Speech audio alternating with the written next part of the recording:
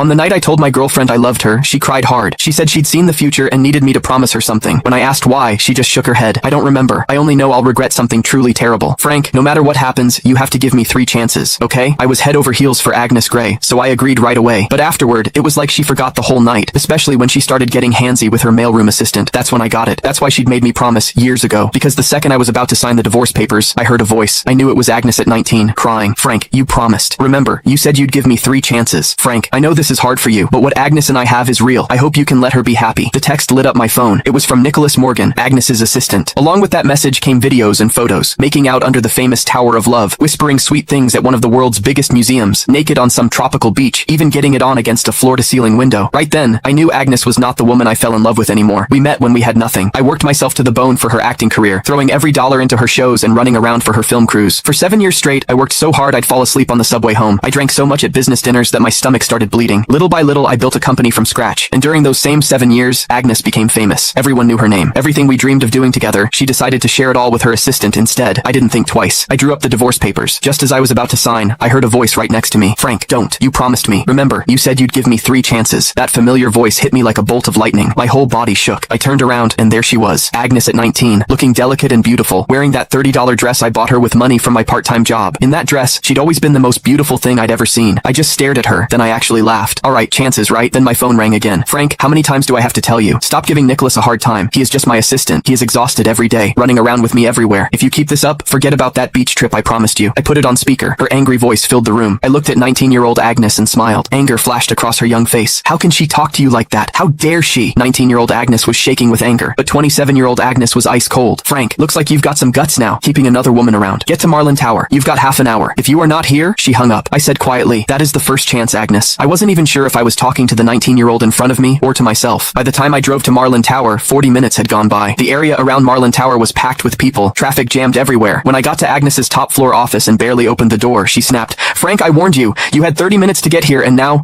I cut her off, turned around, and flopped onto the couch like I didn't care. Nicholas was there too. He kept his head down, eyes all red, his right hand holding his left wrist. My attitude seemed to set Agnes off. She slammed her hand on the desk. Frank, what is with that attitude? You still won't admit you were wrong? But before I could say anything, Nicholas jumped in. It is nothing really, just a watch. Don't blame Frank. That just made Agnes angrier. But instead of yelling at him, she held back and softened her voice. How can you say it is nothing? He is so petty. He even tried to steal the birthday gift he gave you. Don't worry, I am not taking his side. Then she turned back to me, her voice sharp as a knife. Frank, I am giving you one last chance. Give Nicholas his watch back. I'd lost count of how many times this had happened. No matter how many times Nicholas set me up, no matter what I said, it never mattered. The woman who used to trust me completely now only doubted me. Couldn't be bothered to argue. I stood up, took off the old watch from my wrist. Click the link in my bio to get the full story for free.